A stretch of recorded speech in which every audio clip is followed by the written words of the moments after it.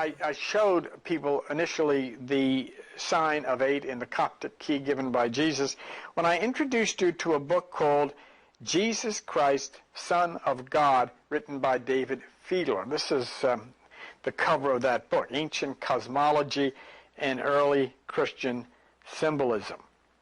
In this book written by David Fiedler, we came upon the Coptic key, which is described in the next slide as the book of IEOU. Take a look at this. The first book of IEOU is the book of the Gnosis. It's the insight of nature, of the invisible God, by means of the hidden mysteries, which show the way to the chosen race. And the chosen race are those who follow the instructions to walk the inner pathway, to dispatch the photon by stimulating the electrons of the pineal gland in meditation. So the book we are referring to, the Fiedler book, is referring to, it provides the information that the Gnostics claimed came from Jesus, the Coptic key, and it has some elements that are now taking on a significant meaning to us in our lives because of the 2012 involvement. So in other words, the Gnostics' approach to God was the quantum subatomic approach, and now the evidence you are about to see will, in my opinion, prove them 100% right. Who was it that said, if you think you understand quantum physics, you don't understand quantum physics? Consciousness, intelligence, Free will, determinism, black holes, protecting the planet from asteroids, Heisenberg uncertainty principle, atoms, ion traps, nuclear magnetic resonance, superconductors, photons, artificial intelligence, machine learning. past and future, classical physics, time travel. I mean, the whole thing. I want to tell you about the universe. What it is, how it came to be, what its building blocks are. I want to tell you how the future creates the past, which then creates the future. Quantum physics puts everything into question. It defies every intuition you have about the natural world.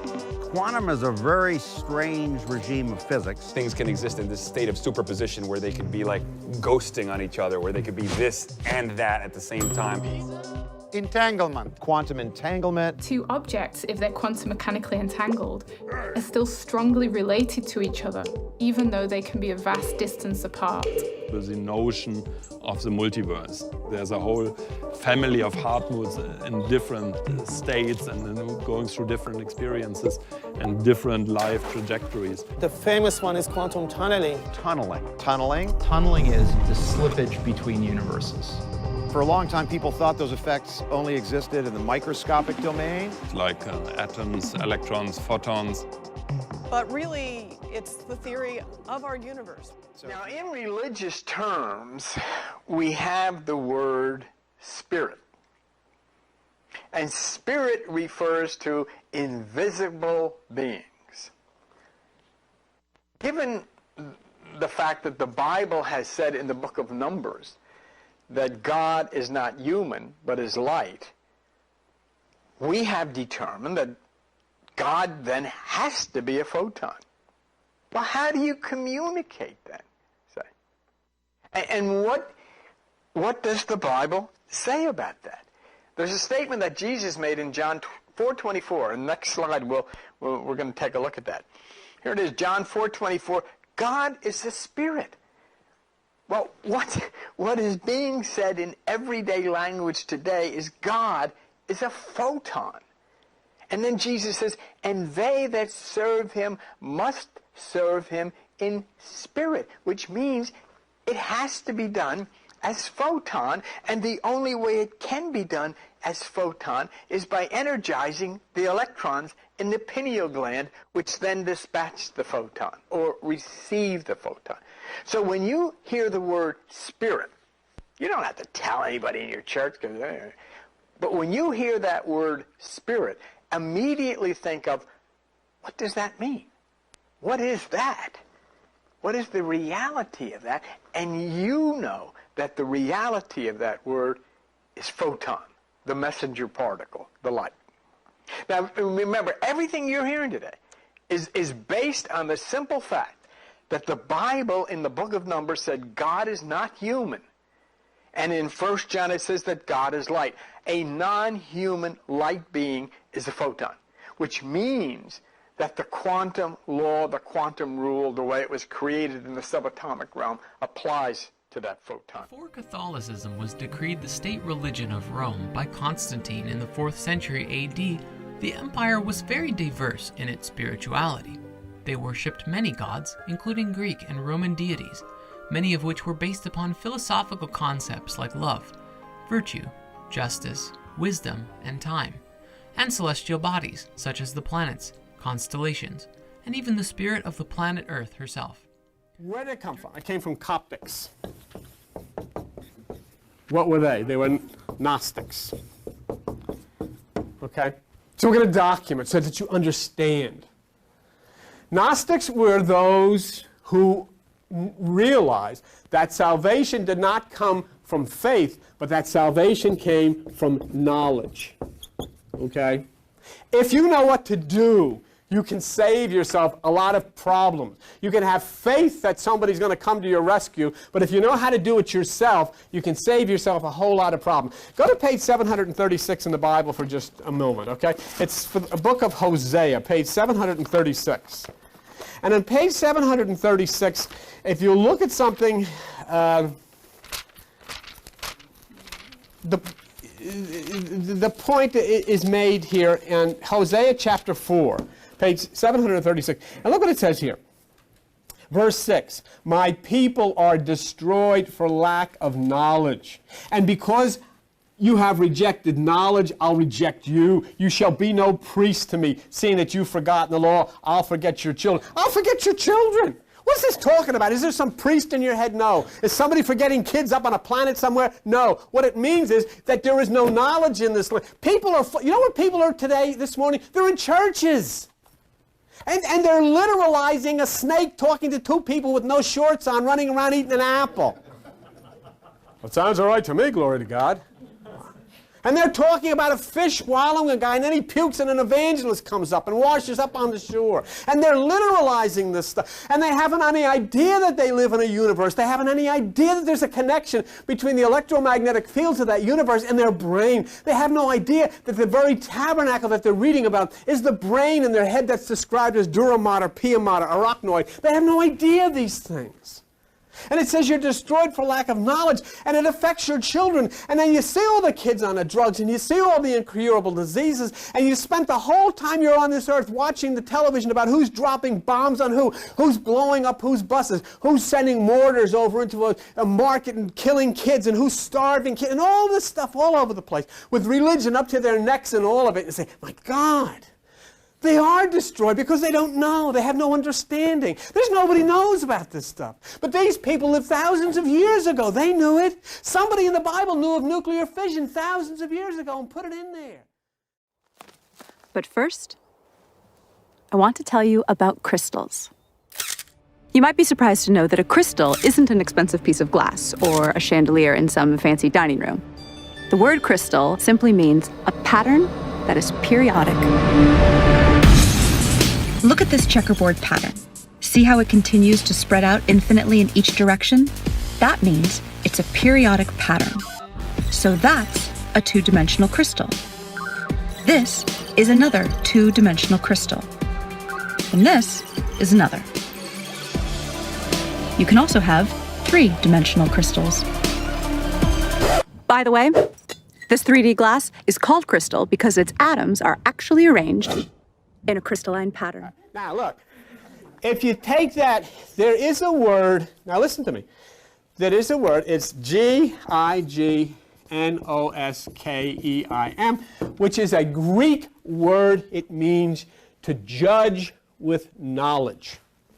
So what the Gnostics did is they sought God, they sought spirituality, they sought truth through the knowledge, and they sought it through science, nature, and astronomy. See? That these were the ways to understand. What you have done here, you have come here, and you have been exposed to a Coptic Gnostic. All right? And you know that because you told me years ago where I came from. Okay. So where I come from, why I give you this stuff, why I document this stuff, is because it's Gnosticism. In other words, I'm trying to prove everything. I don't say anything up here without giving you proof of it. And you saw the words prognosis and diagnosis and ignore, and you understand what that word means and what Gnosticism means. Okay. Now so this is to prove or to judge with knowledge, science, nature, your body, the stars, and all of these things will bring you to the fact that you'll understand. And once you're able to read the Bible, you'll understand that it's all in there too, once you can see behind the parables and the allegories and all that kind of business. Okay? Now,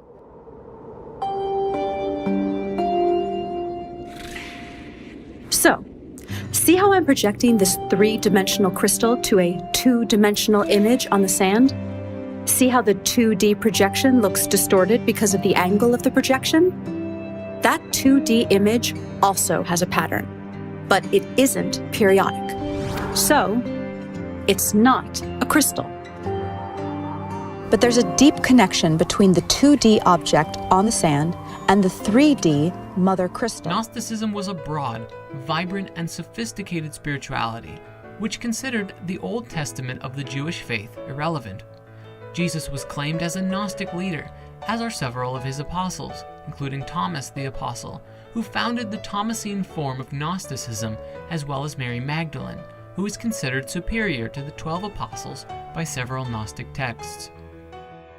Unlike Catholics, who believed that the true Christian believed in Jesus as preached to them by the bishops, the Gnostic faith believed that the true Christian experienced gnosis and then would literally become a Christ themselves.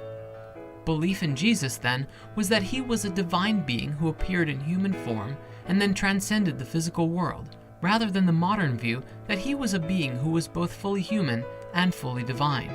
The Gnostics believed that there was an element of divinity within each person, and that that divinity wants to join again with God.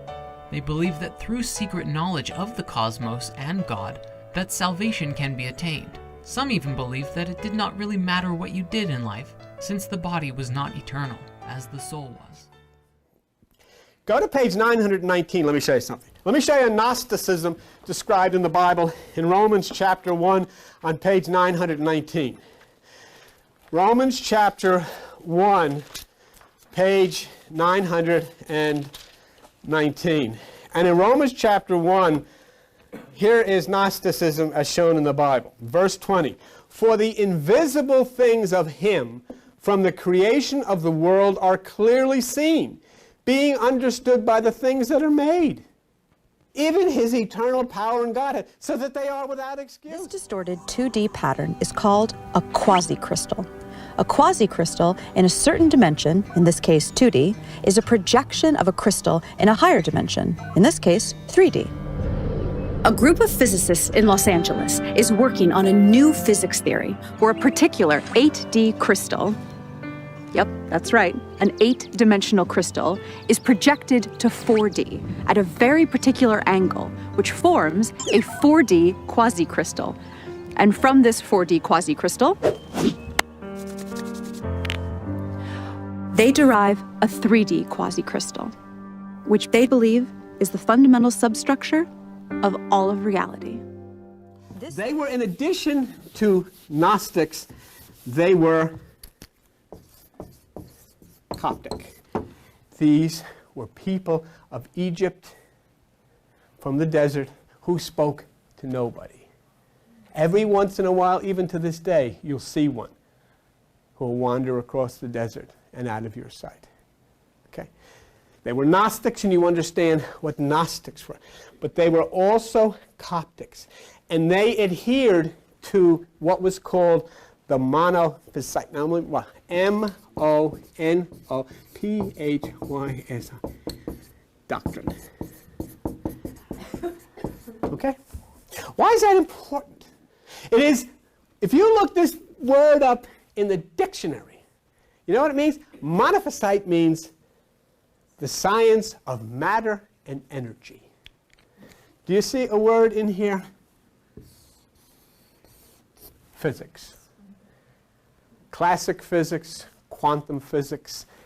These are the people that came from a higher dimension, came to this earth, and gave you the quasicrystal has a fundamental building block, a tetrahedron, which is a three-dimensional equilateral triangle. The size of each edge on this shape is the smallest possible length that can exist. This is called the Planck length.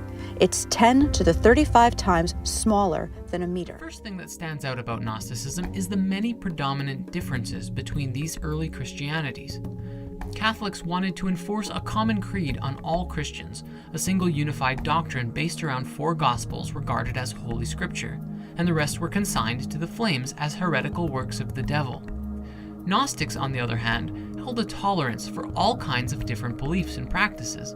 In fact, Gnostics wrote hundreds of different Christian Gospels which were followed and discussed openly. A core tenet of Gnosticism is that our world is the creation of a false god or demiurge who pretends to be a benevolent creator. This demiurge is the same god that is worshipped in the Abrahamic faiths, but is in fact a malevolent impostor intent on keeping humans imprisoned in an artificial world of illusion and suffering. The only means of escaping is gnosis, Greek for knowledge, rising up from base materialism to reject the demiurge and break through into the higher world of the spirit. A few things I took from the Encyclopedia Britannica that relate to the Gnostic view, and we'll try to, put this in line with Jesus giving them this key and so forth and so on. So let's turn to that. In the Gnostic view, the unconscious self of man is co-substantial with the Godhead. But because of a tragic fall, it is thrown into a world that is completely alien to its real being. Through revelation from above, man becomes conscious of his origin, essence, and transcendent destiny. My friends, you become conscious of your origin, essence, and transcendent destiny when you understand you are photon. Gnostic revelation is to be distinguished both from philosophical enlightenment, because it cannot be acquired by the forces of reason, and it's to be distinguished from Christian revelation because it is not rooted in history and transmitted by Scripture. It is rather the intuition of the mystery of the self. And that's what Jesus was trying to tell you when he said the kingdom of God is within you. Let's go back. This world is therefore alien to God, who is for the Gnostics depth and silence, beyond any name or predicate, the absolute, the source of good spirits who together form the realm of light. So you know how your TV screen is broken down into building blocks called pixels? A pixel is the smallest possible indivisible unit of the 2D screen. So think of reality as your TV screen, but in 3D. And think of the tetrahedron as a 3D pixel, the smallest possible indivisible unit of reality. The tetrahedra in the quasicrystal combine with other tetrahedra using complex mathematical rules to fill up all of the space in the universe. Dead Sea Scrolls were found near Luxor in Egypt. They were near a place called Nag Hammadi. A jar with 1,000 leaves of leather-bound volumes was in there. Included was this, what we're talking about, and the Gospel of Thomas, which was the Gnostic material written, and it was all written in Coptic. They had the language. And the first ones to attack these documents was the church. And do you know why these documents? What have I done since you've come here? I've taught you Buddha. I taught you Krishna. I taught you Zoroaster. I taught you Mithra. I taught you mythology. I taught you all of these various different aspects. I taught you about how the Magi who discovered Jesus were from the tribe of Magi from Iran, and they were astrologers. I told you how Cyrus, who was the king of Iran, actually was the one who built the temple for the Jews. I told you how the law came out of Babylon and all of these places from Ezra. And this is what the Coptics combined Egyptian, Babylonian, Greek, Persian, Jewish mysticism into an accompanying Christian doctrine. They says it's all the same thing. Each tetrahedron only has a few specific states in which it can exist at any given moment. And because of the rules of how these pixels connect to each other, if one tetrahedron is in a certain state, this dictates the states of many other tetrahedra throughout all of space. But here's the weird thing. If a certain tetrahedron can be in any one of just a few possible states in a given moment, who or what chooses the state it should be in at any given moment?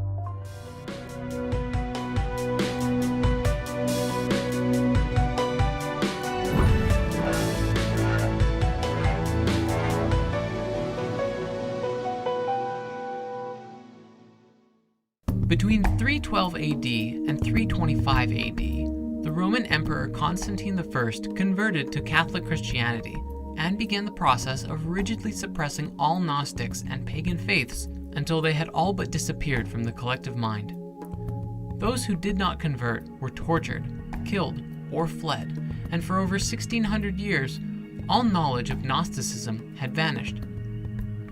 Very little was known about them or their beliefs until in 1945 a library of Gnostic scriptures were discovered in a cave near Nag Hammadi in Egypt. The information writ upon these scriptures has had a revolutionary effect on our modern understanding of early Christianity. Contact. We're not talking about making prayer anymore because we don't care about that. We're not you certainly want somebody to tell you go pray about it. Forget that stuff. You want to make a contact. You want to be part of this because the world, this earth, has not been treated properly. The children have been abused. The women have been degraded. The animals have been brutalized. The very earth itself, we have dropped bombs on one another. And the biggest culprit in the midst of all of this violence and degradation is religion. And so we don't want to be part. So now I don't want to have any more faith. I don't want to have any more religion. I want to make contact. I want to be part. I want to be part of the change. I want to be part of the revolution. I want to be part of this Aquarian thing where the very essence of what we call God or good is moving upon the earth to change things. How do I become a part? How do I make contact? See, most of the time that you don't make contact is because you don't know how to use the equipment that you own. You have the equipment. You have the computer. But you don't know how to use it. See? And the reason that you don't know how to use the equipment that you own is because all of your life you've gone to churches and been associated with religions who told you, don't touch the equipment. Don't touch it. Touch it. You'll go blind. You heard that? I mean, you just don't touch it. Early forms of Christianity were developing, and between the beginning of the AD calendar cycle and for about 300 years, there were two predominant Christian authorities that were known. One was a sort of literalist Christianity, rigidly authoritarian, which would eventually become the basis for the Roman Catholic Church. The other was known as Gnostic. You have a computer. You have this magnificent electrical equipment located between your ears, right here. And yet you go in there, and people will go in and say, it's just like if you went in and sat where Al says, I'm going to go in and play a tape. You didn't touch the player. You didn't know how. You didn't know what to do. And yet you think that you can just go in and sit alone somewhere and contact. And you're saying prayers, and they're not going anywhere because you haven't listened to how do you activate this equipment. Why don't you touch the damn tape player? Why are you afraid to touch it? Why haven't you touched it all of your life? Why have you let the tape? You're trying to play. You're trying to hear. You're trying to communicate. You have electrical equipment in your head built expressly so that you can communicate with one another and that you can communicate with the intelligence above this earth. You have that equipment given to you. Why haven't you used it? And I'll show you why you haven't used it. Go to page book of Isaiah, and in Isaiah chapter 29, okay? Isaiah chapter 29. It says, if you read with me in the verse 13, for as much as this people draw near with their mouth, and with their lips do honor me, but they have removed their heart from me, and their fear towards me is taught by the precept of men. They scared the hell out of you. And you didn't know what you had.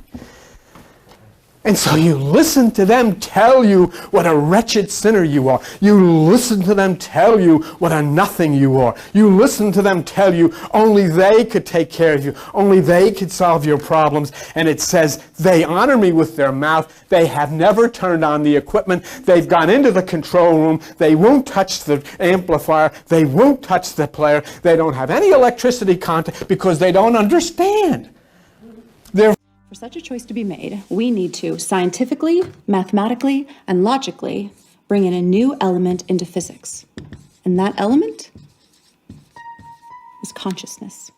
You saw nothing, and you heard nothing, and you experienced nothing because you never actually had the equipment working. You don't have any spiritual junk in your head. And here is electrical wiring. You have equipment in there. And you have to know how to use the equipment. If you're not a scientist, you might be surprised to learn that nobody actually knows the exact value of the speed of light. We have a close approximation, but not the exact value. The closest we can get to measuring it has to do with the precision of our machines. But no matter how precise our machines get, we will never be able to measure the exact speed of light without a theory that tells us what it is. And if you don't think we've are touching ground that no one has ever tread before, take a look at this. We're going to show you the first picture ever released of God. But before I do, I want to show you the scripture in 1 John 1:5. That says, this then is the message which we have heard of him and declare unto you that God is light. Okay? God is light, which means God is photon. There's no way around that. If God is not human, as it says in the book of Numbers, and if God is light, as it says here, then God is photon. And this is what photon, is believed to look like. So then this would be what God is believed to look like. See? Now, if we are created in the image and likeness of God, then this is also what we look like. Not our physical bodies, which were created in the image and likeness of our mothers and our fathers, but the being that we have mistakenly for all of these years referred to as soul or spirit, the photon person that we are, that operates the body. This is what we look like. And if Jesus is the Son of God, it means he is the son of photon, or entangled with photon. And of course, this is what Jesus would look like as well. The quantum computer, you want to incorporate those new phenomenon into information processing. Maybe quantum computation is one of those instruments that's going to allow us to see quantum effects at the human scale. Google and NASA have teamed up to share one of the world's first commercial quantum computers. This machine, made by Canada's D-Wave, will be installed in a NASA research center in California.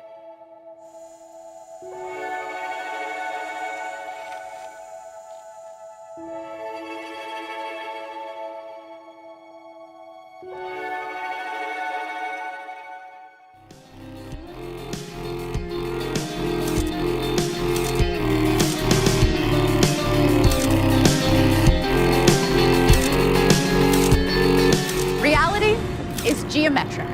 A geometric language in the form of geometric symbolism, the type of symbols that represent themselves, might explain how a geometric reality can be made of pure information.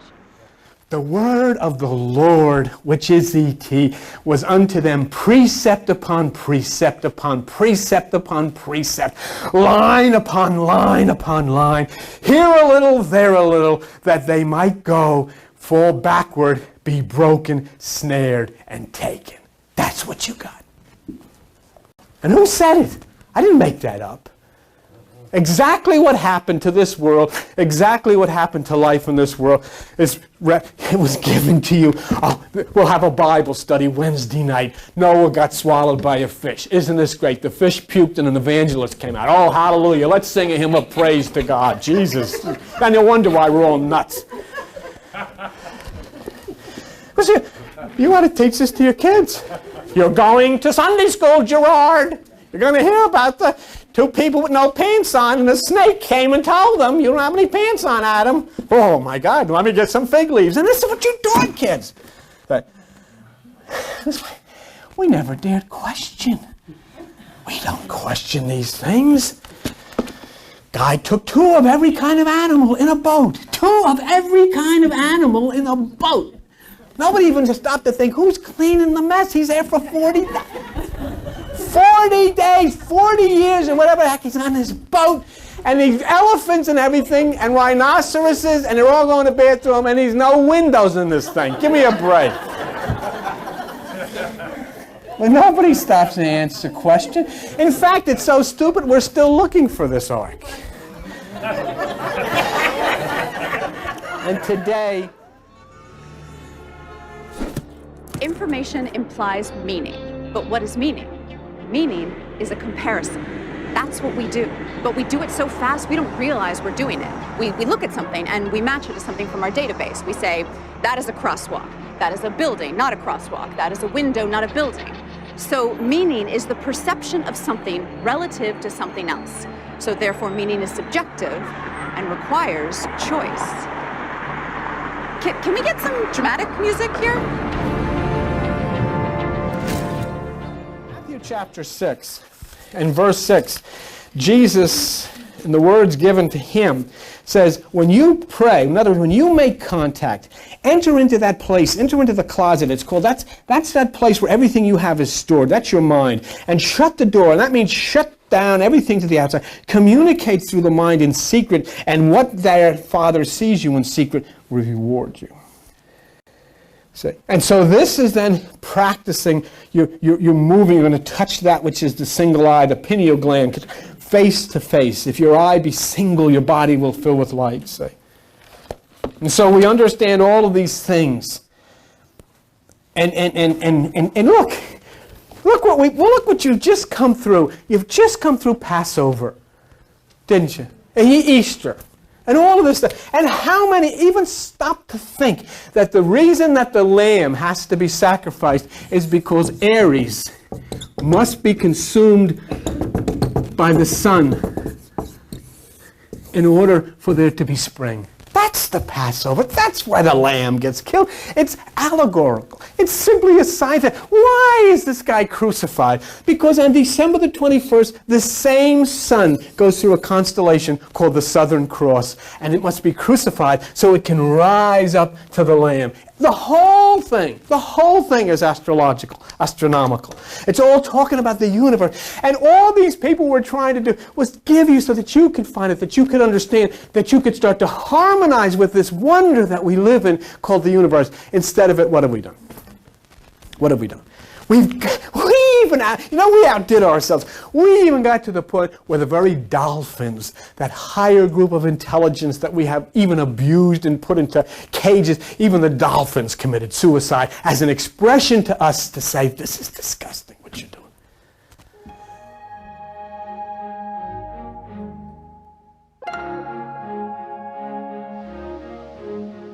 This is the inside of one of our dilution refrigerators. All of this infrastructure is to basically operate the chip at a temperature that's 2 orders of magnitude colder than interstellar space.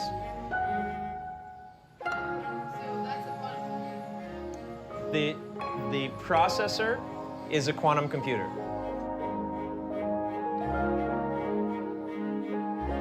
It uses things called qubits, as well as being either 1 or a 0. A qubit can also be both at the same time, therefore bringing about a quantum leap in terms of meaning is subjective. For it to even exist, it needs to be perceived or measured by some form of consciousness. You go through that 7 months from December up to May or whatever, and even we try to make contact. See, what he was doing, he hooked up that electric cord. The solar plexus is the place of the electricity, which is in the lower part of the body. It runs up through 7 chakras, which are 7 nerve centers or resistors in your spine. It impacts on the pineal gland and throws open the right hemisphere of the brain. You know, you've heard of like Buddhists and people and that meditate going, Om, Om. You've heard of that, and the energy comes up. Well, let me show you something. This is electrical energy. The 7 chakras are 7 resistors, and the international measurement of electrical resistance is Om. I mean, the people aren't just saying stuff because they want to be freaky and spiritual. This is all true. All we have to do is understand it. See, and when I tell you about this, the electrical energy comes up to the single eye of the pineal gland through the spine and energizes the right hemisphere of the brain. Look at page 1005 in your Bible. Page 1005 in your Bible. Revelation chapter 5 and verse 1. You there? Okay. And I saw in the right hand, which is the right hemisphere of the brain, of him that sat on the throne, which is the higher mind, a book, which is the book of life, written within. Within what? Within you. And where? On your backside. Your spine. Sealed with 7 seals. You're not reading this in the Hindu Bhagavad Gita. It's the Bible. But how come nobody ever showed this to you all the years you've been going to church? You know what? They haven't a clue. They haven't a clue. And the way that energy comes up through your spine, hits the pineal, and opens the right hemisphere of the brain is exactly the way the sun comes up from December to April, hits Aries, moves in the northern hemisphere to the right side, and summer comes to the world. Or summer comes to the northern hemisphere. It's exactly right. That's why it happens. That's why you meditate. You meditate to duplicate the energy of the sun. That's why the Jesus is crucified, sits in the tomb, and then rises within you, sits at the right hand of the Father, means sitting at the right hemisphere of the brain.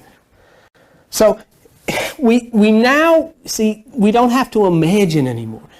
Now we can make contact. So what do we have to understand here about making contact? We have to, first, is the power turned on? Can you give yourself, can you give the time? Can you take the time? This thing doesn't cost any money. You don't have to read any books. You don't have to study any courses. You don't have to do any of that stuff. Do you think before a goose up in Canada can fly to Acapulco, it has to go through a course in miracles? Obviously not, and I'm not knocking that. But there is nothing to read. All it has to do is goose. That's it. It goes around and it says, here I am in Alaska and it's getting cold. What am I going to do? I'm going to freeze. But suddenly something in the goose is flipped on automatically. Beep. Whoa.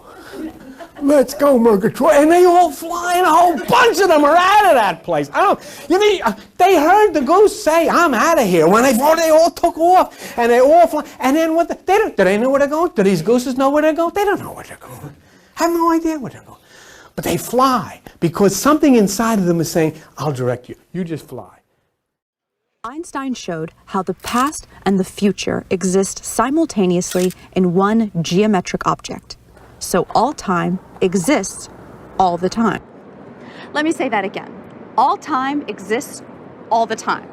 I know that sounds kind of weird and unintuitive, but we have to kind of suspend our common sense.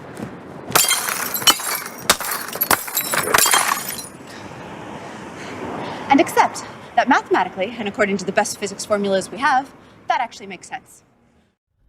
We're going to trust them. All of these places, the government, politicians, there they are. And look at the world. You've got more drug outreach centers in this country than you got AMPs. because of the destruction. But it's time to trust them. And the same wonder that shows a dog how to give birth, the same wonder that shows a goose how to go from Canada to Acapulco, the same wonder that brings back a robin from wherever he is to your backyard every year, that same wonder wants to take you to the place of safety too, and your children as well. But it requires you. It requires you. Let's visualize the geometric object that Einstein spoke about as a block. Remember the tetrahedra, the building block pixels of reality I told you about?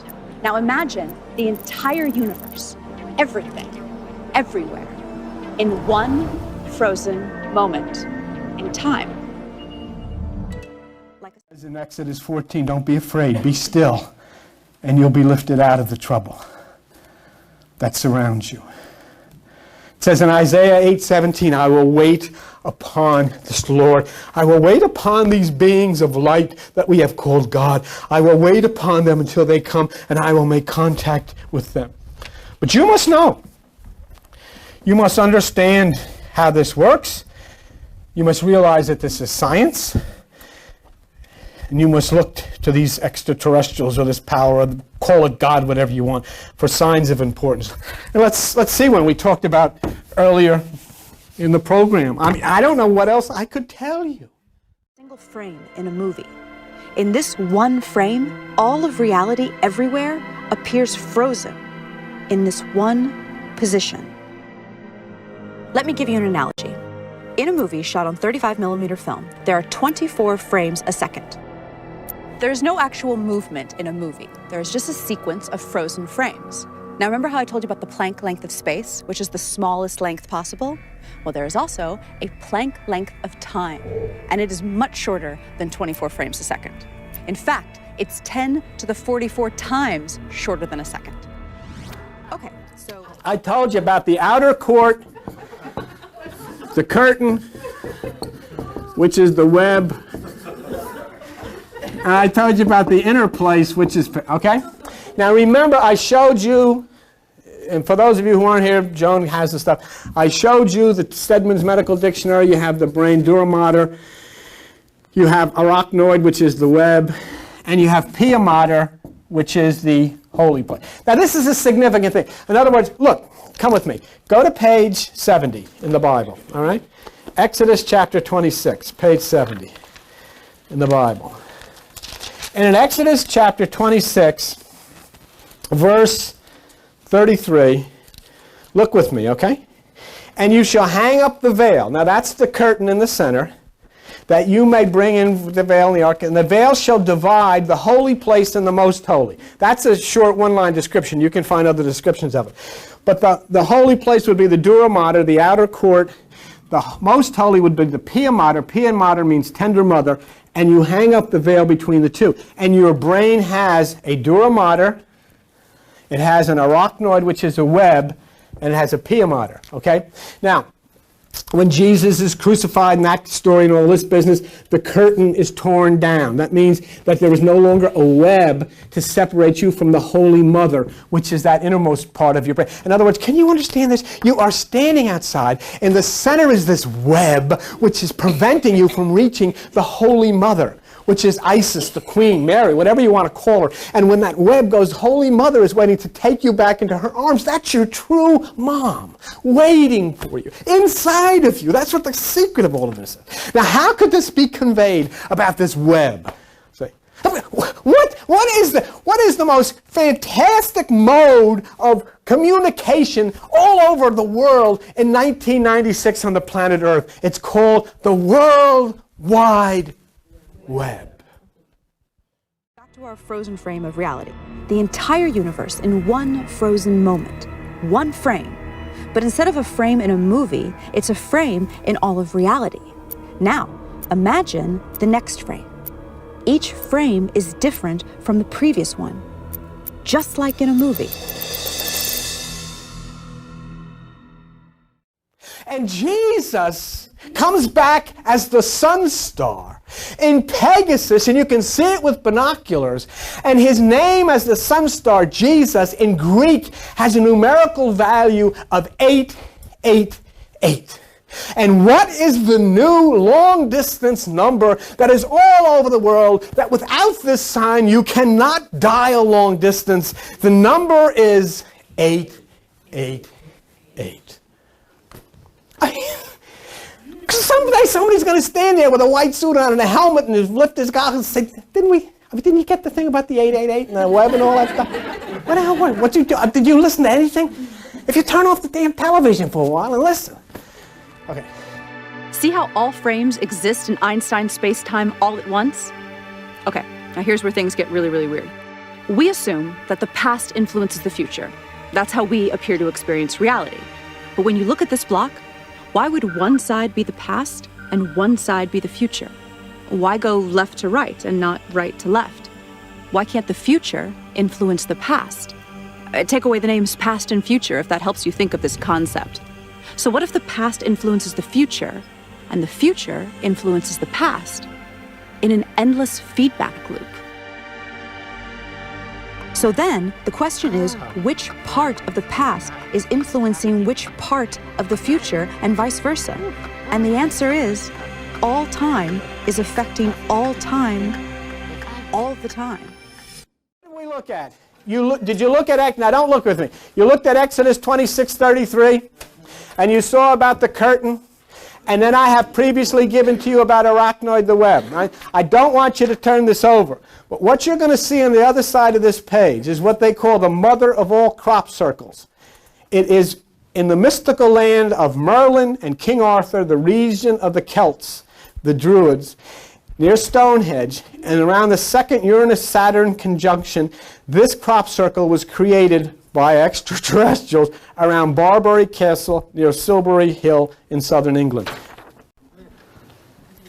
Do you see the web? Why is it there? Will any of you say, why is it there? Who is trying to tell you? Why was this made in the Bible a pattern of something? What is it a pattern of? It is consciousness. They are in contact with you, telling you in a most magnificent way, folks, it's in your head, the web. And I'm telling you, I'm standing up here telling you this stuff, and for one reason only. Not that you join with anybody, not that you join any group. I don't want you to join any group. That you in your individual personal privacy find within, understand how your mind and your brain works, understand how you make contact with this wonder that is called God, E.T., whatever you want to call it, and then you look at this and say, God, look at this. Why is there a web? Why is there a web? Why is there a World Wide Web? Who is trying to tell us something? Did you ever have somebody tell you, do you think somebody's trying to tell us something?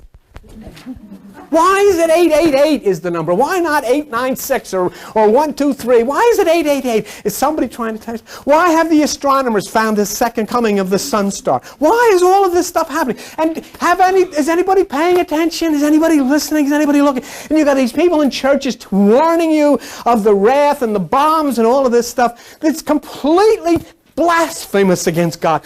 God never tortured anybody to death. God never put anybody on a cross. God never killed anybody. God is not coming with bombs. God is coming with flowers and love and pussycats and wonders and embracement to bring it all back together and to restore and bring back to some sensibility that which we have destroyed.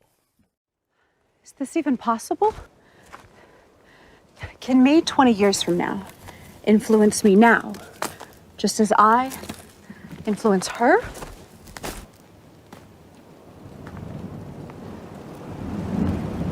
So can me 5 minutes from now influence me 10 minutes ago, just as me 10 minutes ago influences me as a baby, just as me as a baby influences me on my deathbed? This is too weird to even grasp. But everything we know says this is the way it is. And that's the beautiful part. It says in the Bible, here is wisdom, no man might buy or sell lest he has the number of the beast. But I'll give you new wisdom. Here is new wisdom. No man might call long distance without the number of the Christ, and his number is 888. Right? That's good. If you want it to be a coincidence, bye-bye. Harnessing principles of reality that are, up until very recently, completely not observable by us is just fascinating in ways that I can't completely articulate. The overwhelmingly obvious killer app for quantum computation is optimization. Optimization problems are extremely difficult problems. Actually, all Google server centers together will not be capable of coming up with the best solution to these optimization problems as they get larger. So now, what is an optimization problem? Here, I'll give you an example. You want to do a trip through South America and you want to visit a number of cities. And then you ask, what is the cheapest ticket I can get to visit, let's say, 20 cities? And you can, of course, different routes and different airlines. And sort of imagine I list all the different options I have for my different routes to travel to these cities. We currently, as a civilization, we generate vast amounts of data. It could be climate data, genomic data, but it's very difficult to generate useful insights oftentimes from that data. Am I stoned? Okay, so if every moment is co-creating every other moment, both forward and backward in time, then reality would be this massive neural network spanning space and time. This type of network would have one even way stranger quality than anything we've talked about so far. It would be its own creator.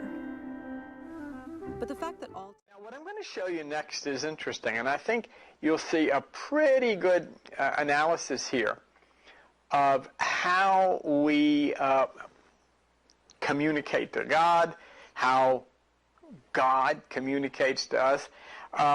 This was put together by John Cramer.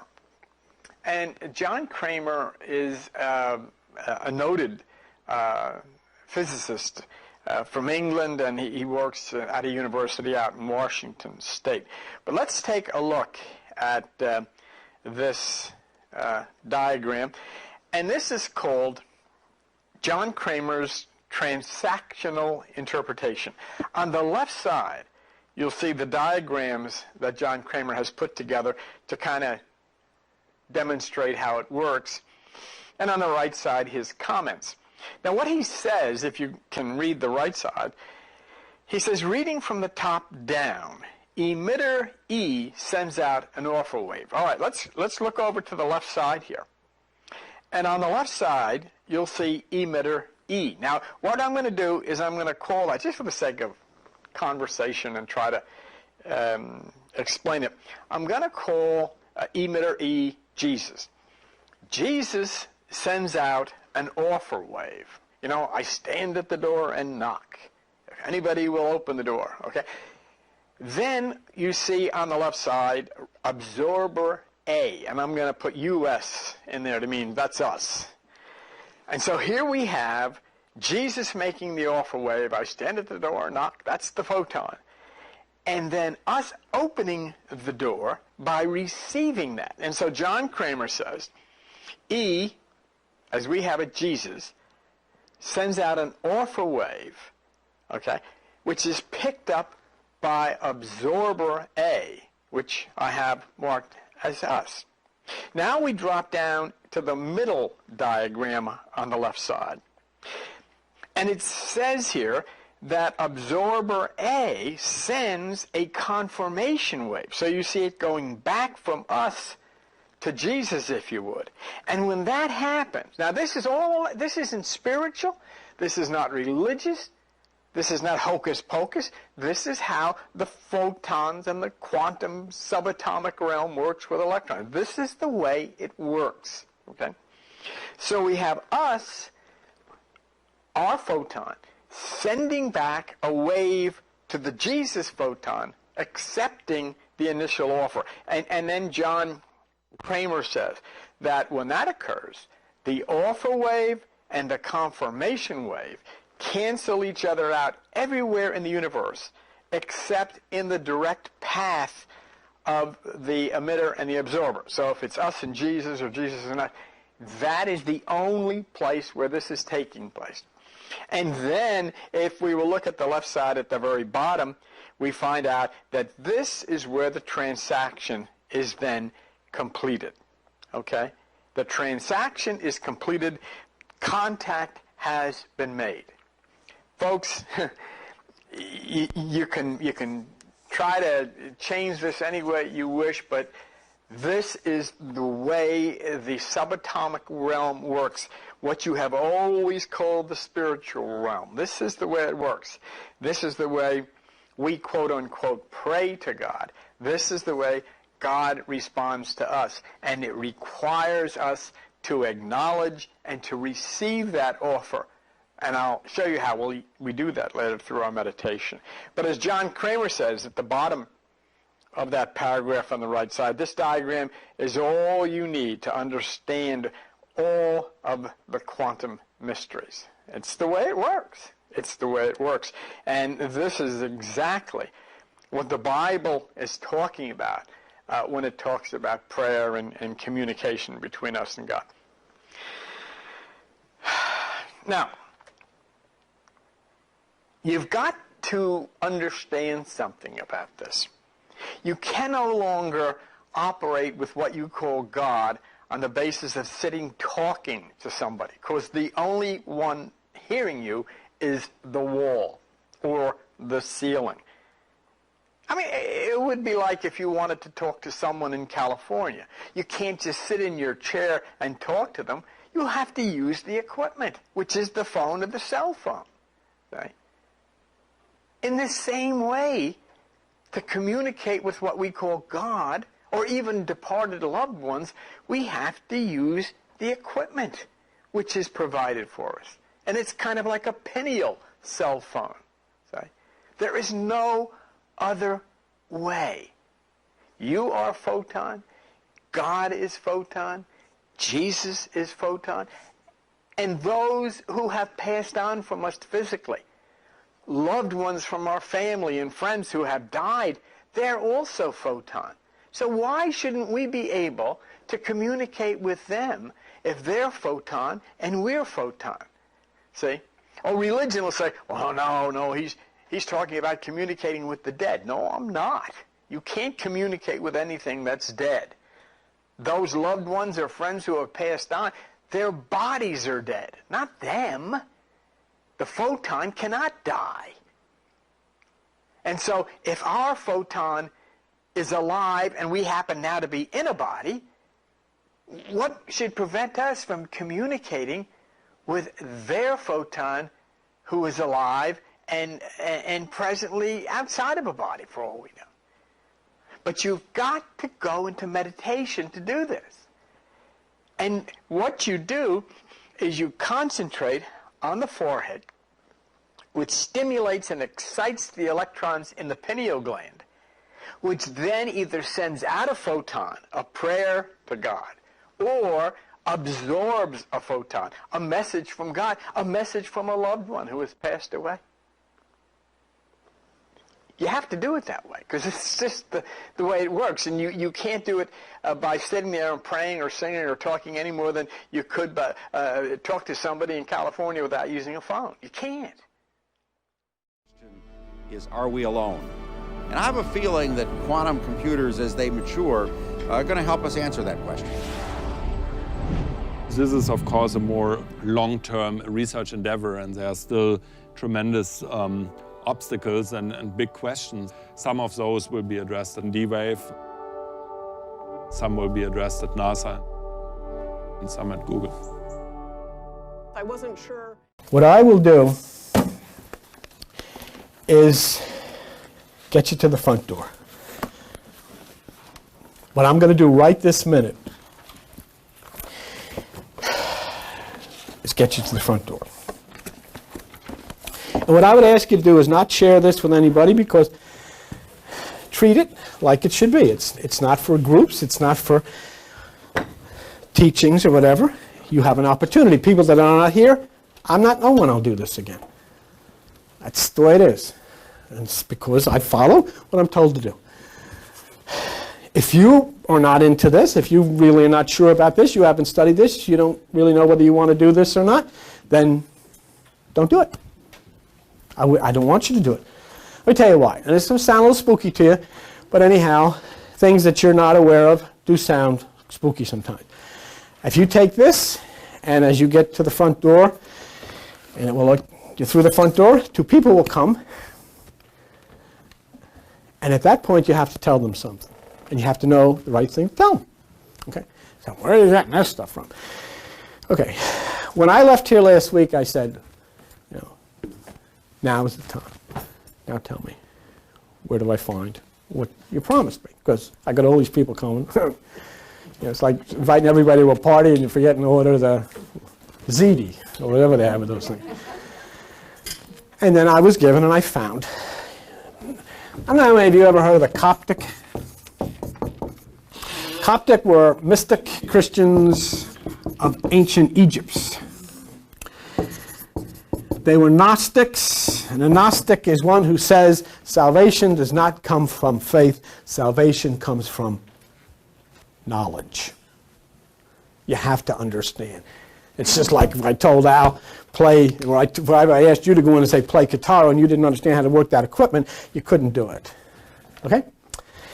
Now, when you understand and you have an opening towards this knowledge, I was taken to one of the ancient books of Coptic Egypt called the Book of Eo, the Book of Jesus.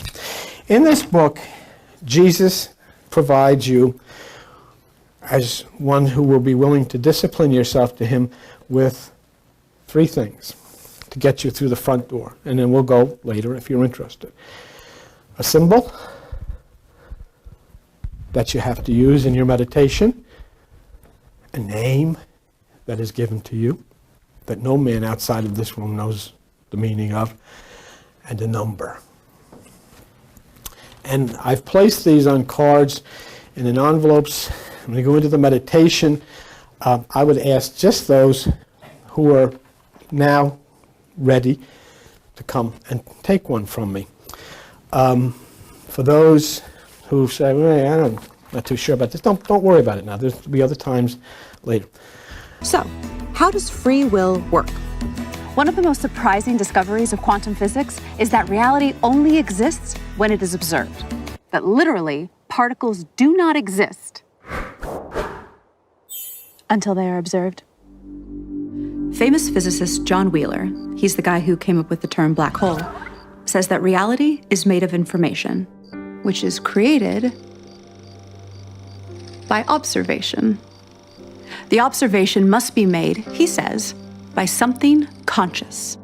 And Nobel Prize winner Frank Wilczek said that quantum theory is contentious and obscure, and that it will remain that way until someone constructs, within the formalism of quantum mechanics, an observer, a model entity whose states correspond to a recognizable caricature of conscious awareness. An entity, an observer. So Frank Wilczek is basically talking about an entity, not necessarily a human being or an animal, that is capable of generating information by observing and measuring. But what would that conscious entity be? Well, we definitely know that consciousness exists in the universe. I mean, at least in us humans, right? See where we are at. So the idea would be to simply regroup and determine, what we've developed up to this point. Let me show you. This is what the seal looks like.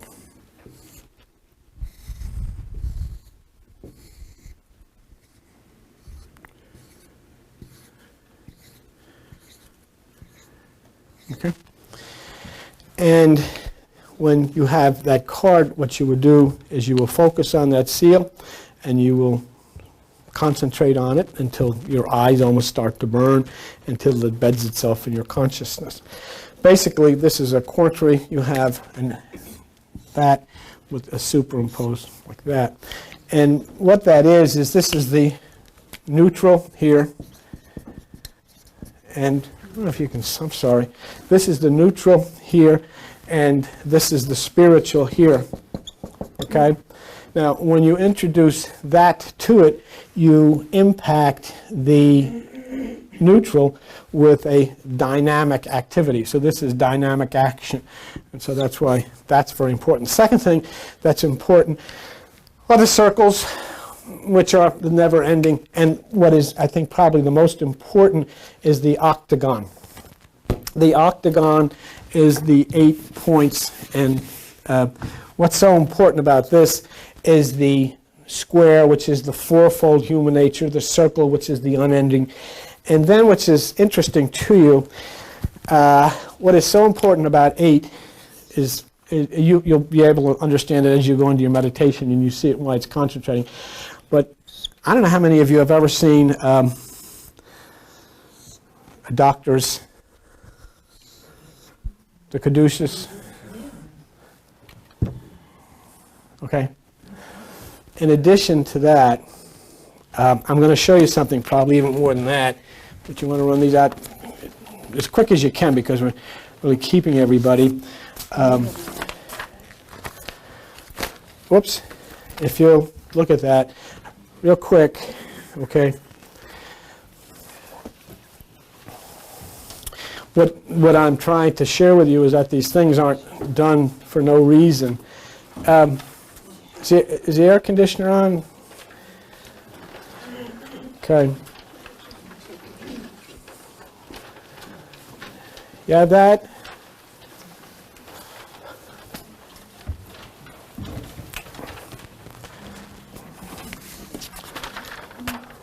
Got that?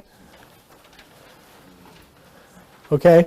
What I want you to do, I want you to hold that in your hand like this. Got it? All right.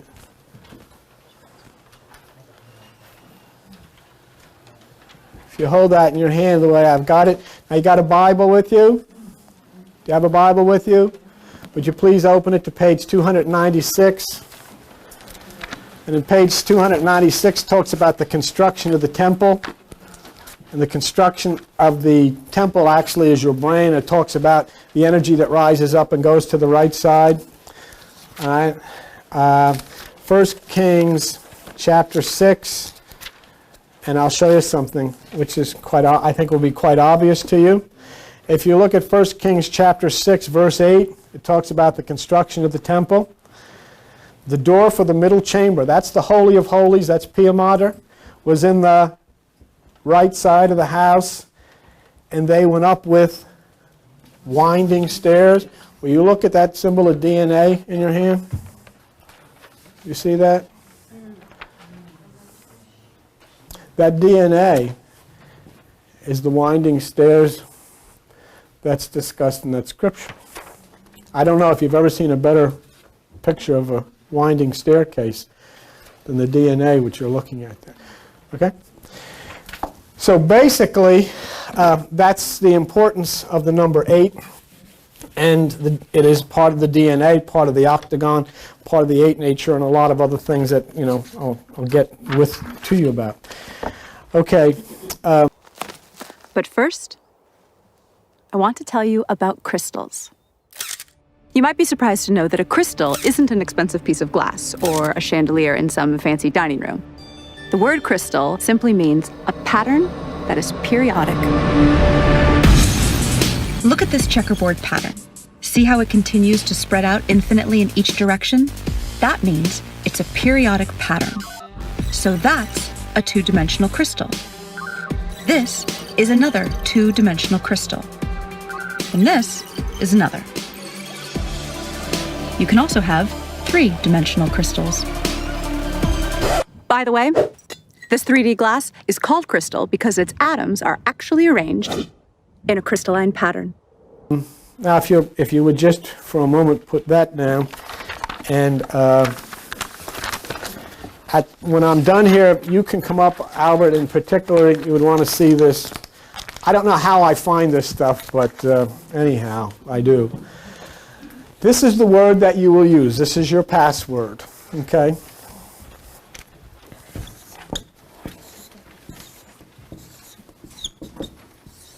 This is your first password, which will get you through the front door. There'll be another one when the 2 comes, and after you give the second one to the 2 who will be standing there, they will move over to the left. Don't ask me. Just, I said it, all right? Okay, now, when I saw this word first, my initial carnal mind said, oh, here we go, another mantra. We need this, you know, like we need another hole in our head.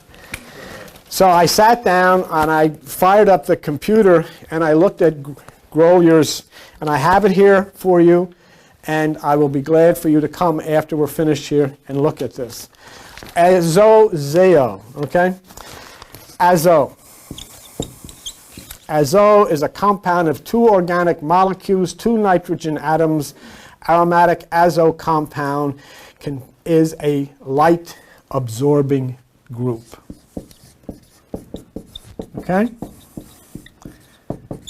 Azo means light-absorbing. Jesus said, if your eye be single, your body will fill with light. Right? So when you say this word, it's like anything else. If you go apply for a job and they say, do you know how to do this job? And you don't know what to say. When you go and you take this with you and you say this word, I want you to know what's going on here, because this is only open to people who would know. The word zeo, which is the second part of the thing that Jesus gave this word, okay? Zeo comes from, or the word zeolite is a molecular sieve property. It is a filtering crystal. Okay? So basically what you have here is a word that you will use in entering, within yourself and entering this front door, which tells you of the fact that what will be coming into you will be light. You will be absorbing light that is filtered by crystal. A zeolite is also used for getting scum out of water and all that kind of business. Now, that word sieve, which I gave you from Grolier's as part of the scientific part, has an interesting, in the Egyptian system of hieroglyphics, they have a symbol for this. It is a symbol of the sieve. It means selecting particle forces needed to reach a required synthesis. To work carried out upon oneself, know thyself. To sieve is to purify and to perfect, to garner the useful and discard the useless. So you will have opportunity, and then if you get these and you decide, well, now wait a minute, I forget what he said, what does this mean? You just call me on the telephone and we'll go over it with you if you're using this. So you have what? You have the symbol to concentrate on, which you don't know what that is now, but I'll give it to you. You have azozeo, which is the word, and not only are you to use that in your meditation, and you only use it once. You don't repeat it twice. What happened to Moses? When God told Moses, he said, Moses, I want you to knock on this rock and water will come out. That's talking about the pineal gland of the brain. What did Moses do? Moses went like this. And he screwed himself up big time. God said, I didn't tell you to add anything of your own. I said knock. I didn't say knock twice. And he wasn't able to see the promised land. Why? You'll never see the promised land. You'll never make contact if you add anything of your own. And I don't care what books you're studying. I don't care what teachers you have. I don't care where you cannot add anything. You take it within yourself. I have given you instructions that are taken from the Coptic Gospels of ancient Egypt that come from Jesus. He said, that's the word, that's the symbol, and I'll give you the number. Solve optimization problems better. You have an important resource at your hand.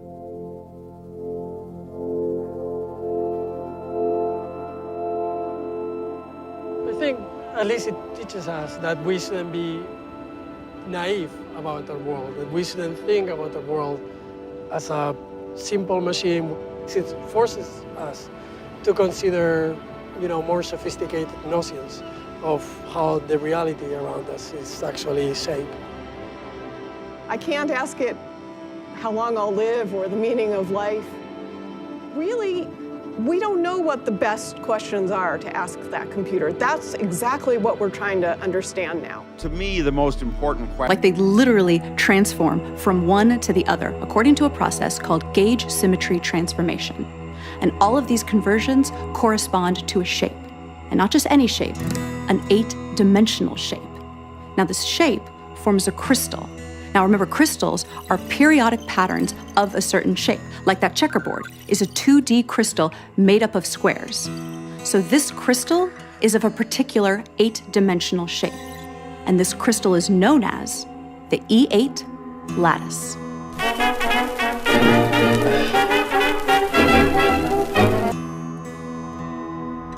To generate that 3D quasicrystal, the substructure at the pixelated fabric of reality, we project this 8D crystal to 4D. And then we convert that to 3D.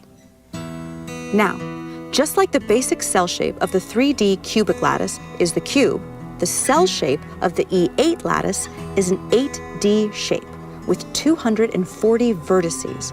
We call it the Gaussian polytope.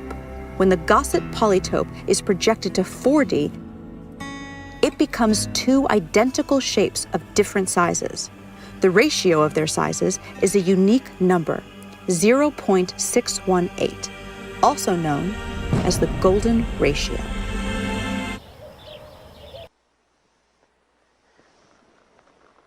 The sign of 8. There's another interesting factor to be considered here. Jesus is the light of the world, as we have seen, as is God. Let's take a look at his name. Jesus is a Greek name, and you'll see that name spelled out here. That's the Greek name that we call Jesus. But in Greek, each letter has a numerical value, and as you see, the numerical value of the word Jesus totals up to 888. The 8-spoked wheel, the sign of 8, December the 21st, 2012, and Jesus' Greek name is 888.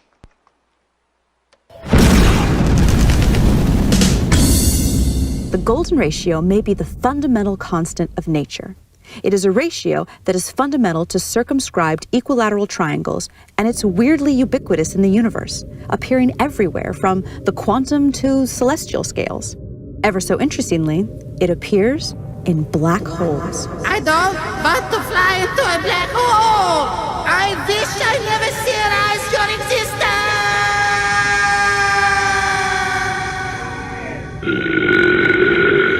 Okay, let's get serious. So we see the 8-spoked wheel, which places Nostradamus in harmony with the Mayan calendar of 8, the Buddhist Dharmic wheel of 8, and the astronomical pattern of alignment of the constellations of 8 on December the 21st, 2012. Now, here we go for those in the West. This is very, very important because we now bring Jesus Christ squarely into the same prophecy based on the key that legend has it he gave to the Gnostics of ancient Egypt. And we're going to look at the slide, and this is the key, and I call your attention to the symbol in the center, and there you have it, the 8-spoked wheel.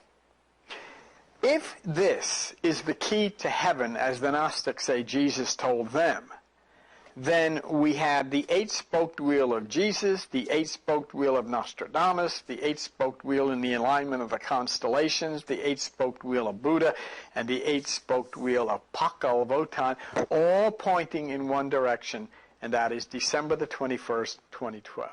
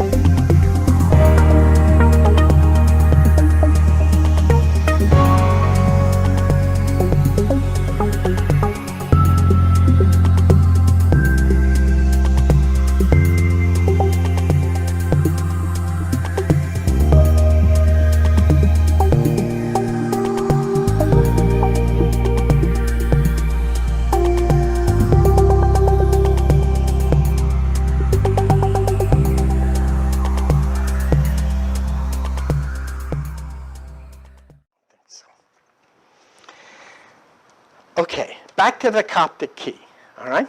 Let's go back and show the Coptic key again. And here it is. Okay, now, your meditation takes you to that fourth where you cover yourself with the sign of 8 that you see on the front of the speaker's plane. Now, I'll cover that with you a bit later about the sign of 8. And those who have come here for a long time will remember something that's very critical now with 2012 coming up. And that is the discovery of the 8 planets in an order that was consistent with the scriptures, the Greek scriptures. That's very interesting, and we're going to go into that, take a look at it next week. For a second. Here are 3 quick facts for you science heads. The golden ratio is the precise point where a black hole's modified specific heat changes from positive to negative. And it is part of the equation for the lower bound on black hole entropy. The golden ratio even relates the loop quantum gravity parameter to black hole entropy. Why does this support the claim that the golden ratio is the fundamental constant of nature? Because a theory of everything must unite general relativity with quantum mechanics. And a black hole is where these 2 theories converge at their limits. Okay, so.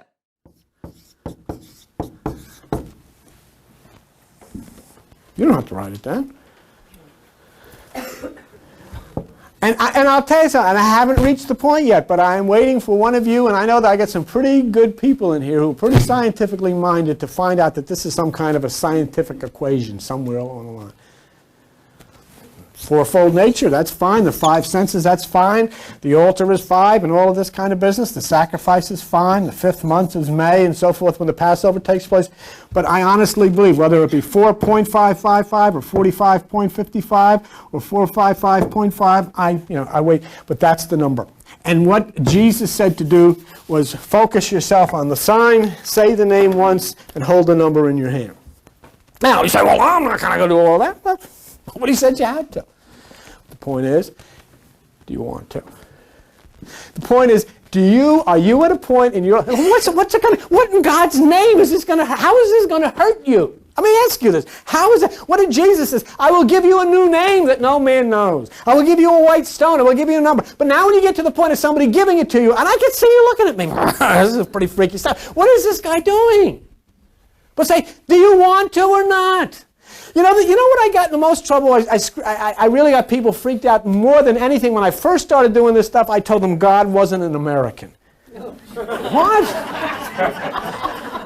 God bless America, don't tell me that. Then I got all of these English people running around Jerusalem, Peter, Paul, and Mary, and Timothy, and Paul. What are all these guys doing in Palestine? Find me somebody named Mary in Palestine. So now you're into something different, aren't you? You want to get in touch with people. You want answers to your prayers, don't you? Do you know you're going to have to get it from somebody that's 6,000 years advanced beyond you in intellectualism and understanding? And you want to talk to these people? And you want to go up to them and say, now I lay me down to sleep. I lay the Lord my soul to keep. If I awake before I die, God bless Mommy. Let me have the new car. I'll never do it again. Oh, Jesus. Or do you want to? Or do you want to? Do you want to do it right? Okay. Okay. Scientific report on 4555. What's perplexing scientists are new observations made of a large solitary elliptical galaxy called NGC 4555. Elliptical galaxies are identified by their lack of spiral arms and often aging star population. NGC 4555 is surrounded by a gas cloud 400,000 light years wide and a searing 18 million degrees Fahrenheit in temperature. According to conventional logic, the galaxy's hot gas should escape into space, but that's not what is happening. Instead, the gas cloud continues to envelop the galaxy as though held in place by some veiled force. Chandra scientists suspect the force may be coming from a halo of dark matter. Folks, what the heck do you want? The thing has got a halo around it. And it's the only one. Hit it again, please. There she is. Halo and all. In your old hometown. Let's define the word halo just for a minute, okay? I want you one little spot that I want to define the word halo. And all this stuff is, you know, this is what I wanted to define it. Think of 4555 as the place that I'm saying it is. The aura of majesty or glory surrounding a thing that is regarded with reverence, awe, and sentiment. That's what's around it.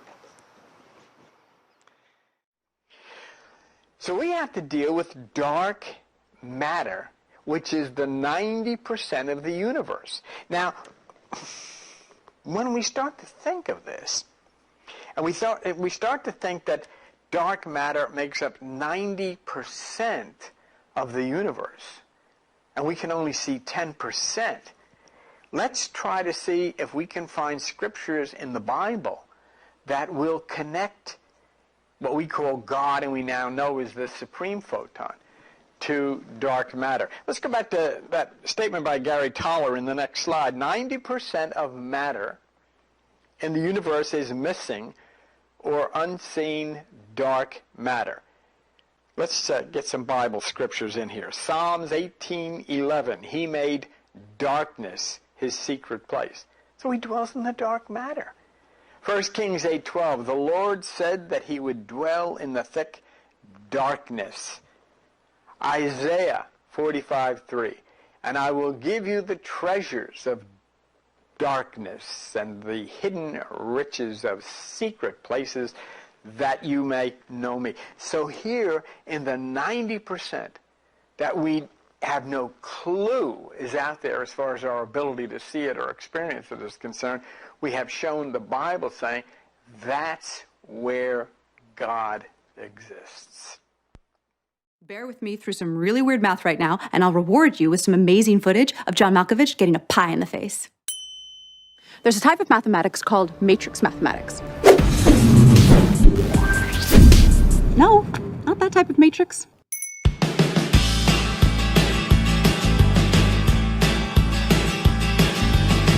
Matrix math is the type of math that quantum physics uses in its formulas. Without getting too technical, this is an example of a matrix. A matrix is just a group of numbers that are arranged in columns and rows. And there's a certain amount of combinations for these numbers inside the matrix. Like if a matrix has 4 numbers inside it, there are 24 different possible combinations for those 4 numbers. Quantum mechanics uses matrices that are binary, so they only contain various combinations of 2 numbers. Each of these combinations of numbers has a value. It's called an eigenvalue. Some eigenvalues are called trivial. These are values like 1, 2, and 0. And some are called non-trivial, and those are all sorts of more complex-looking numbers. So, here's the interesting part. Where's that interesting part? Oh, yes, here. The highest probability non-trivial eigenvalues that show up in binary matrices are, ready for this, the golden ratio and -1 over the golden ratio.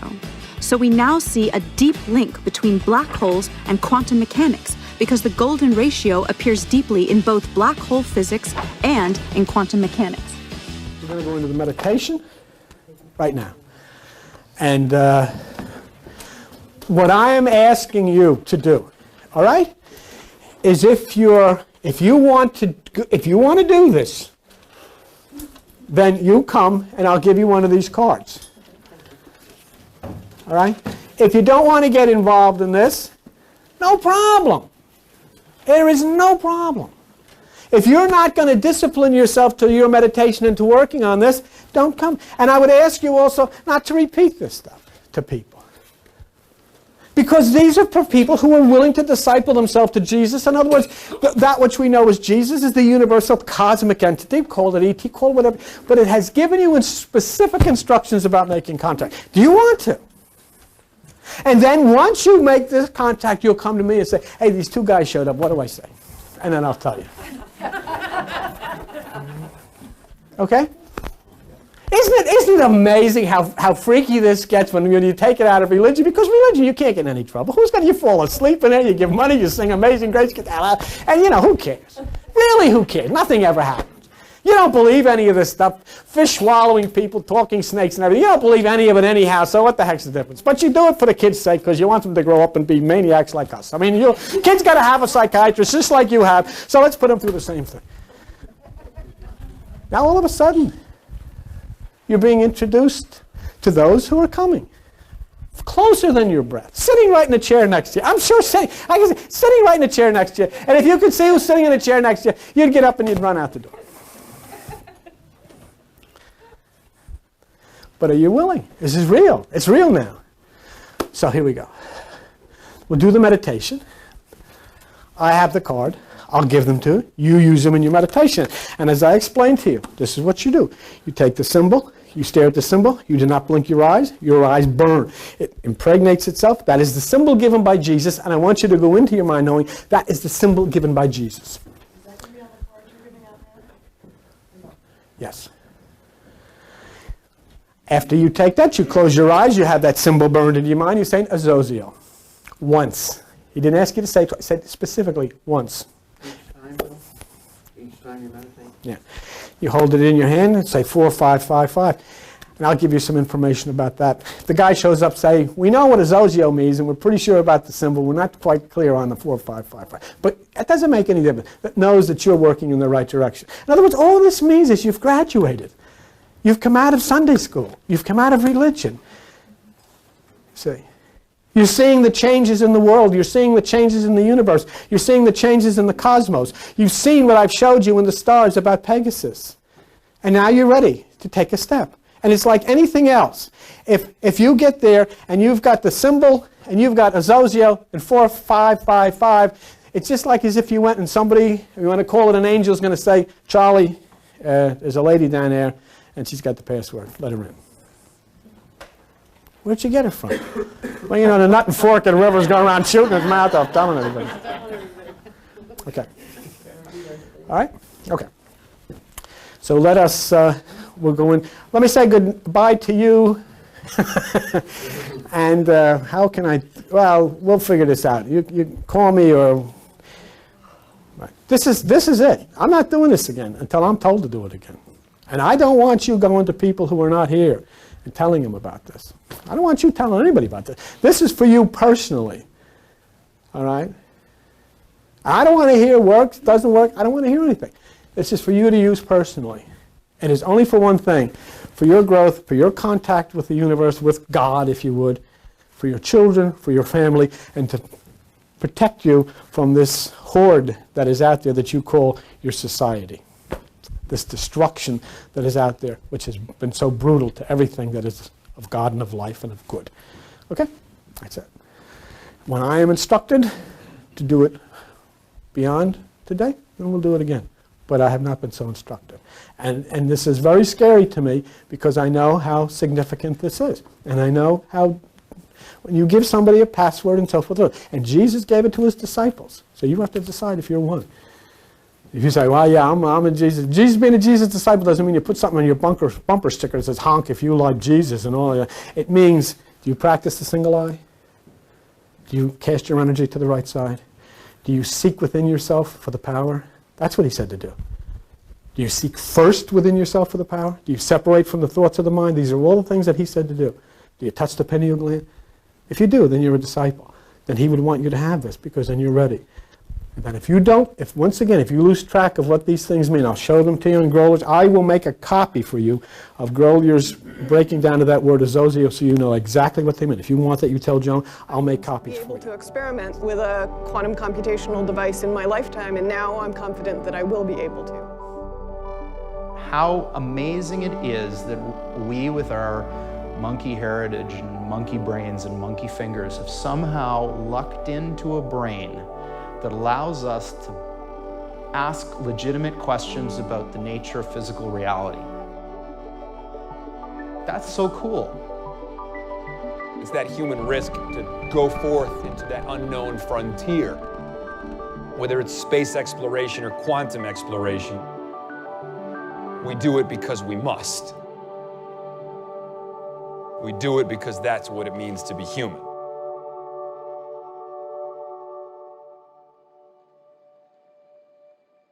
The Gnostic faith was subjugated out of existence before the creation of the canonical Bible, and before then, there were plenty of Christian texts that were available to the public, which the Gnostics all followed and believed in.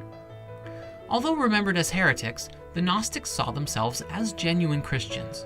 In a Gnostic gospel called the Apocalypse of Peter, the resurrected Jesus calls literalist Christianity an imitation church that distorted the teachings and ways of Christ.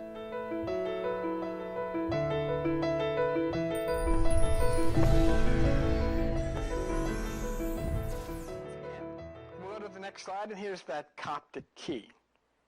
All right? I want to hold on the slide just there for a minute for a reason. You see the seal, which is the 8-spoked wheel. You see the name of the seal is Azogio.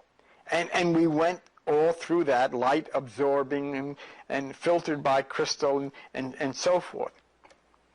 But also, if you look right under where it says this is its name, Azogio, you'll see it says hold this cipher 4555 in your hand. So now, we not only connect the wheel with 8 spokes to 2012, we connect 4555 to 2012. Hidden Meanings Conference Center at the Village Green Shopping Center, Route 9, Forked. Physics allows the possibility of all the energy in the universe to eventually convert into a single conscious system that is itself a network of other conscious systems, a massive, technologically based collective consciousness. Given enough time, anything that can happen will eventually happen. By this axiom, this system of universal consciousness has already emerged somewhere in the frames of space-time ahead of us. Because it is possible, it is inevitable. In fact, according to the evidence of retrocausality time loops, that inevitable future is co-creating us right now, just as we are co-creating it. When humanity discovers the theory of everything, it will usher in a new age of prosperity. For example, clean, cheap energy, leading to the eventual elimination of poverty. As a nonprofit, Quantum Gravity Research relies on crowdfunding to support our scientific progress. Even a $5 donation is meaningful and moves this mission forward. To participate in the adventure, visit quantumgravityresearch.org and click on Support Our Work.